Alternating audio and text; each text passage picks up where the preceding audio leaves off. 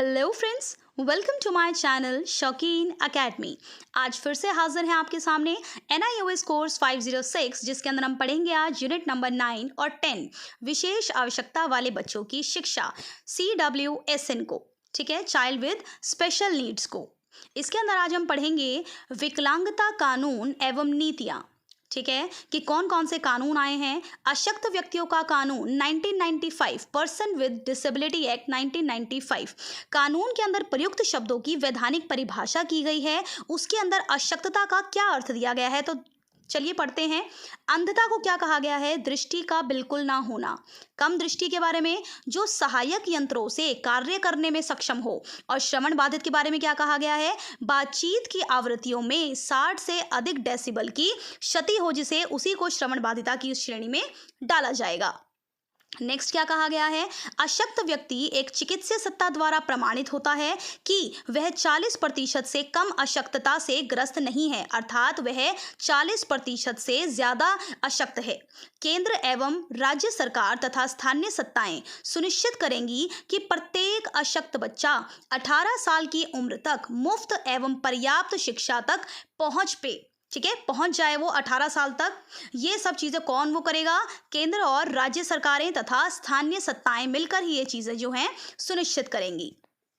रोजगार के बारे में क्या कहना है? सरकार पदों को पहचानने की जो अशक्त लोगों के लिए आरक्षित हो सकती हैं, और ये आरक्षण कितने परसेंट होगा फ्रेंड्स? 3% से कम नहीं होगा, जिसका 1% नीचे वर्णित प्रत्येक अशक्तताओं के लिए आरक्षित होगा, जिसका 1% नीचे वर्णित के लिए आरक्षित होंगी। तो जो हमारे 1% है, उस 1% में कौन कौन से लोग आते हैं? अंधता या कम दृष्टि, श्रवण बाधिता वाले, गति प्रेरक अशक्तता या प्रमस्तिष्क पक्षाघात वाले लोग आते हैं। ठीक है, ये तीनों आते हैं, ये तीनों अच्छे से याद कर लीजिएगा। इसके अंदर एक हमें फुल फॉर्म भी दे रखी है। जो भी इन सब चीजों को देखते हैं वो कौन होते हैं? UNCRPD, यानी कि United nation conventions on the right of person with disabilities. ये आप फुल फॉर्म अच्छे से याद कर लीजिएगा। ठीक है, अशक्तता के जो कानून वगैरह बनाते हैं, ये किस तरीके से उसके अंदर हेल्प करते हैं, ये आपको अच्छे से याद करनी है। इसकी फुल फॉर्म, इस चैप्टर के अंदर बहुत सारी फुल फॉर्म्स हैं। ठीक है, PWD एक्ट वाला हो गया एक, तो एक ये वाली हो गई है UNCRPD वाली। 1995 एक्ट के अंदर जो भी चीज़ें कही गई हैं, आपको उसको अच्छे से याद करना है। ये है special need issues in children, तो ये अच्छे से पढ़ देख लीजिए। अशक्त लोगों के अधिकारों का बिल 2011। प्रस्तावित बिल अशक्त लोगों की समानता को मान्यता देता है एवं अशक्त अध्ययन केंद्र नालसर यूनिवर्सिटी ऑफ लॉ के द्वारा ये तैयार किया गया है, NALSAR द्वारा। हमारे देश में अशक्त लोगों के अधिकारों की रक्षा के लिए अधिनियम है, जिसे अशक्त लोगों का कानून PD एक्ट 1995 के रूप में जाना जाता है। वर्तमान में यह कानून संशोधित हो चुका है। कानून आगे शिक्षा के अधिकार पर प्रकाश डालता है। विशेष जरूरत वाले बच्चे, जिसे सर्व शिक्षा अभियान SSA में नोट किया गया है। तो हम इसके अंदर बात कर रहे हैं हम PD एक्ट 1995 के बारे में। ठीक है, कि ये जो कानून है अब संशोधित हो चुका है। इसके अंदर हम शिक्षा के अधिकारों के बारे में डिस्कस करते हैं। ठीक है, ये देखिए किस तरीके से एक टीचर बच्चे को पढ़ा रही है, विशेष योग्यता वाले बच्चे को। अब हम पढ़ेंगे adaptation of curriculum to meet the needs of CWSN, यानी कि हम करिकुलम के अंदर किस तरीके से परिवर्तन करें कि हम CWSN वाले बच्चों को भी अच्छे तरीके से पढ़ा पाएं। यही है हमारे पेपर्स के नज़रिए से बहुत इंपॉर्टेंट पॉइंट्स, कि आप क्या क्या चीज़ें इंक्लूड करेंगे। सबसे पहले हम बात करते हैं विषय वस्तु का अनुकूलन। सामान्यता अनुकूलन जो है समायोजन एवं आधुनिकीकरण को शामिल करता है। समायोजन शिक्षण एवं अधिगम में निवेश एवं निर्गम प्रक्रियाओं में परिवर्तन को दिखाता है। निवेश और निर्गम क्या हो गया आपका? इनपुट और आउटपुट प्रोसेसेस को दिखाता है। समायोजन उदाहरण के लिए वैकल्पिक शिक्षण पद्धतियों को शामिल कर सकता है, जैसे करके सीखना, वीडियो टेप, बोलती पुस्तकें, ब्रेल लिपि वगैरह का यूज करना, ये सभी चीजें। राइट, अब हम इसको और अच्छे से डिस्कस करेंगे कि इसके अंदर कौन कौन सी टर्म्स दी गई हैं। सबसे पहले दी गई है मॉडिफिकेशन, यानी कि आधुनिकीकरण। विषय वस्तु हो या मानकों में स्वयं परिवर्तनों को दिखाता है। उदाहरण के लिए आधुनिकीकरण का अर्थ सीखने के लिए कम विषय वस्तु का अन्य के साथ प्रतिस्थापन करना, प्राप्त करने के लिए विभिन्न उद्देश्य या विभिन्न मूल्यांकन पैटर्न्स जो हैं वो हो सकते हैं। राइट, यानी कि जो व्यक्ति, जब मान लो एक विद्यार्थी बधिर है, उसे द्वितीय भाषा को अन्य कार्य अनुभव या विभिन्न पाठ्यक्रम से प्रतिस्थापित कर देना। ठीक है, यही होगा आपका आधुनिकीकरण। अब पढ़ेंगे हम करिकुलर अडाप्टेशन के बारे में, ओमिशन, सब्स्टिट्यूशन और एक्सपेंशन। करिकुलर अडाप्टेशन को हिंदी में क्या बोलते हैं? पाठ्यचर्या अनुकूलन। ओमिशन को बोलते हैं विलोपन। सब्स्टिट्यूशन को बोलते हैं हम प्रतिस्थापन। और एक्सपेंशन को बोलते हैं फ्रेंड्स विस्तारण। ये टर्म्स आप अच्छे से याद कर लीजिए। फर्स्ट हम डिस्कस करते हैं विलोपन को। पाठ्यचर्या से निश्चित विषय क्षेत्रों को हटाने को दिखाता है। ठीक है, उदाहरण के लिए आप मान लीजिए केंद्र और राज्य के शिक्षा बोर्डों ने क्या किया है? अशक्त विद्यार्थियों के लिए छूट प्रदान की है।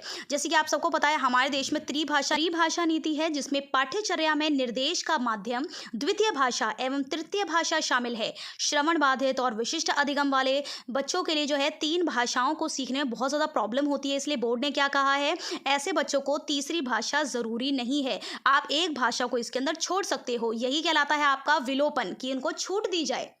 सेकंड आता है आपका सब्स्टिट्यूशन यानी कि प्रतिस्थापन। विषय वस्तु का प्रतिस्थापन क्या होता है? एक विषय क्षेत्र से दूसरे विषय क्षेत्र में परिवर्तन करना।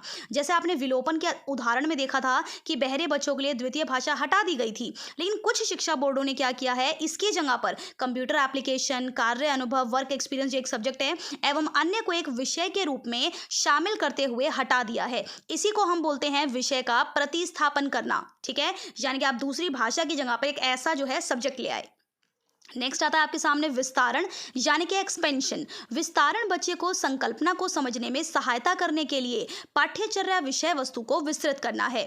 जैसे हम गणित के अंदर विषय वस्तु के शिक्षण पर विचार करते हैं, जो कि मानसिक मंदन वाले बच्चे के लिए धन की संकल्पना को शामिल करता है, जबकि कक्षा में अन्य सभी बच्चे अपने नोटबुक के अंदर जोड़ को लिखित में कर सकते हैं। लेकिन मानसिक मंदन वाले बच्चे के लिए इस संकल्पना को बेहतर समझने के लिए उनको क्या होगा? हमें वास्तविक मुद्रा दिखानी होगी, खरीदारी का अनुभव कराना होगा, यानी कि ऐसे बच्चों के लिए हमें ठोस उदाहरणों को देना जरूरी है। ये होता है हमारा विस्तारण यानी कि एक्सपेंशन, जहां पर टीचर जो है वर्कशीट वगैरह या फिर उनको इस तरीके से सिखा सकती है। CWSN के लिए मूल्यांकन विधियों का अनुकूलन। अब हम आते हैं मूल्यांकन के ऊपर फ्रेंड्स। चलिए, अधिगम के लिए समय में नमनीयता को बोलते हैं इंग्लिश में फ्रेंड्स फ्लेक्सिबिलिटी। जैसे कि हमारे कक्षा 10वीं और 12वीं के लिए शिक्षा बोर्ड ने अशक्तता वाले बच्चों को परीक्षा के दौरान 30 मिनट अतिरिक्त प्रदान करते हैं वो। ठीक है, जैसे नॉर्मल का जो पेपर होगा उसे आधा घंटा उनको फालतू मिलता है। दूसरा पॉइंट, मूल्यांकन शिक्षण अधिगम प्रक्रिया का अंग एवं खंड है। तीसरा, मूल्यांकन विधियां मूलतः भिन्न होती हैं क्योंकि विद्यार्थियों का मूल्यांकन विषय वस्तु पर होता है, जो कि उनके लिए निर्धारित पाठ्यक्रम के अनुसार सार्थक है, हम उसके चेंजेस नहीं कर सकते। अशक्तता वाले बच्चे के लिए निर्देशात्मक स्थितियों के साथ साथ प्राकृतिक वातावरण के अंतर्गत वस्तुनिष्ठ मूल्यांकन सर्वोत्तम है। ये लाइन आप अंडरलाइन कर लीजिए, इसको अच्छे से याद कर लीजिएगा। परेशानी के स्तरों का निर्धारण सर्वोत्तम है जब बच्चे का विविध मूल्यांकन विधियों द्वारा कक्षा के अंदर और बाहर सतत मूल्यांकन होता है। ठीक है, ये मूल्यांकन वाले पॉइंट्स आपको अच्छे से याद रखने हैं। अब हम बात करते हैं 11वीं पंचवर्षीय योजना के अंदर 2007 से 2012 के अंदर भी CWSN वाले बच्चे शामिल थे। इसके क्या उद्देश्य थे? बहुत मोस्ट इंपॉर्टेंट है ये। 2003-04 में प्रारंभिक विद्यालयों से बच्चों के बीच में छोड़ने की दर को, यानी कि जो ड्रॉप आउट था बच्चों का, वो 52% से घटाकर 2011-12 में 20% कर दिया गया। साक्षरता में निम्नतम लैंगिक अंतर को 10% तक करना।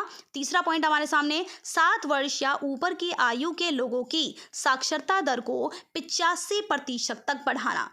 सारे पॉइंट्स आपको अच्छे से याद करने हैं कि हमारी 11वीं पंचवर्षीय योजना में CWSN के लिए क्या क्या कहा गया था। नेक्स्ट पॉइंट है हमारे सामने प्रारंभिक विद्यालय में शैक्षिक उपलब्धि के न्यूनतम मानकों को विकसित करना और शिक्षा की प्रभाविता की नियमित जांच और निरीक्षण कर गुणवत्ता सुनिश्चित करना। नेक्स्ट पॉइंट हमारे सामने उच्च शिक्षा के लिए जा रहे प्रत्येक दस्ते यानी कि ईच कोहर्ट को प्रतिशतता को वर्तमान 10% से बढ़ाकर योजना के अंत तक 15% कर देना। ठीक है, अब हम बात करते हैं सर्व शिक्षा अभियान सभी राज्यों द्वारा क्रियान्वित एक केंद्र संचालित योजना, भारत सरकार की एक अन्य मेगा परियोजना है जो देश में सभी बच्चों को शिक्षा सुनिश्चित करने का लक्ष्य रखती है। ओके फ्रेंड्स, SS से अधिक संख्या में विशेष शिक्षकों को नियुक्त कर जो ये स्पेशल एजुकेशन वाले टीचर्स हैं, CWSN की शिक्षा पर केंद्रित करता है और उन्हें प्रभावी शिक्षक होने की ट्रेनिंग देता है। ठीक है, आपने देखा होगा अब ज़्यादातर स्कूल्स के अंदर स्पेशल एजुकेटर आने लग गए हैं ऐसी बच्चों को पढ़ाने के लिए। नेक्स्ट आता है आपका, हम बात करते हैं ब्लॉक रिसोर्स सेंटर्स की, BRCs की। प्रखंड के विद्यालयों में जरूरी साधन सामग्रियों एवं व्यावसायिक समर्थन प्रदान करने के लिए कुछ राज्यों में प्रखंड संसाधन केंद्र यानी कि BRC स्थापित किए गए हैं। बात करते हैं हम इटिनेरेंट मॉडल ऑफ ट्रेनिंग की, यानी कि परिभ्रामी मॉडल। साधन शिक्षक प्रशिक्षण के परिभ्रामी मॉडल के माध्यम से बारी बारी अधिक विद्यालयों तक पहुंचते हैं तथा विद्यालयों में शिक्षक के साथ समन्वय कर बच्चों को पढ़ाते हैं। और ये अपेक्षित है कि एक ऐसी प्रणाली देश भर में शिक्षा के साथ CWSN तक पहुंचेगी। इसी तरीके से अगर पढ़ाई चलती रही तो इन सभी बच्चों का भी भला होगा। बाधित और अशक्त लोगों के लिए सहयोगी युक्तियां ही पेपर के अंदर बहुत ज़्यादा पूछी जाती हैं कि अगर आपको दिया गया गति प्रेरक अशक्तता वाले बच्चे के लिए आप कौन सी युक्ति यूज़ करेंगे, तो फ्रेंड्स तो इसमें क्या आएगा, खड़े होने वाला ढांचा और स्प्लिंटर का यूज़ करेंगे। नेक्स्ट आता है प्रमस्तिष्क पक्षाघात के लिए क्या यूज़ करेंगे, हम यूज़ करेंगे फ्रेंड्स टहलने वाला उपकरण और व्हील चेयर। तीसरा आता है दृष्टि बाधिता वाले बच्चे के लिए क्या युक्ति यूज करेंगे, गिनतारा, ब्रेल, अंकगणितीय फ्रेम का यूज करेंगे। श्रवण बाधिता के लिए क्या यूज करोगे, श्रवण यंत्र, संचार साधन, संचार बोर्ड और बोलने वाला बोर्ड। नेक्स्ट आता है वाचन बाधिता के लिए क्या यूज करोगे, ओष्ठ पठन, स्पीच मॉडल, ओष्ठ की गति का प्रेक्षण। नेक्स्ट आता है अधिगम अशक्तता के लिए क्या यूज करोगे, बड़े एवं आकर्षक वर्ण, मिलते जुलती तस्वीर एवं वस्तुएं। और बहु अशक्तता के लिए रैंप, बैठने की अच्छी व्यवस्था, बैसाखियां, वॉकर, व्हील चेयर, इन सब चीज़ों का यूज करेंगे। Thank you friends, thank you for watching my video. Please subscribe, like and share. इसी तरीके से मैं आपके लिए NIOS के रोज़ की रोज़ जो है नई नई वीडियोज़ लाती रहूँगी। इसी को आप पढ़कर अपना रिविजन कर सकते हैं। Thank you so much.